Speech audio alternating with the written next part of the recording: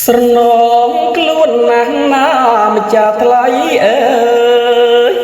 រកស្នេហ៍ឃើញហើយតែស្នេហ៍អើយកំពុងរៀបការបងគ្មានអ្វីក្រៅពីទឹកនេត្រាចោហងដៃជីវ៉ា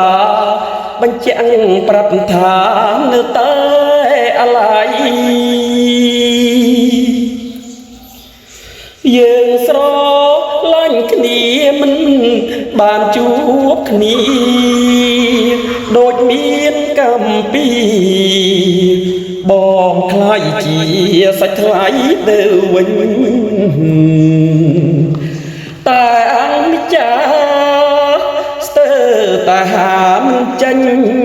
សែនទុកតោមនិញភរិយាសម្លាញ់លាលោកទៅហើយវិលមករកស្រីស្រាប់តែលឺភ្លេងលេងចងដៃបងសល់អ្វីជីវិតរស់នៅកូនអាយហៅគេថាម៉ែទៅកូនកុំនឹកអើលីហើយណា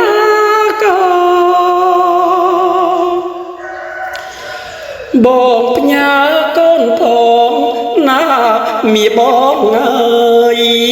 បងសូមលីហើយលាឆ្ងាយហើយលាមួយជីវិតសត្វបាំងស្លា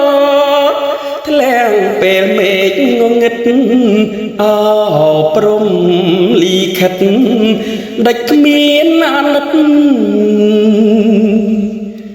ឲ្យក្មុំប្រត់ផ្កា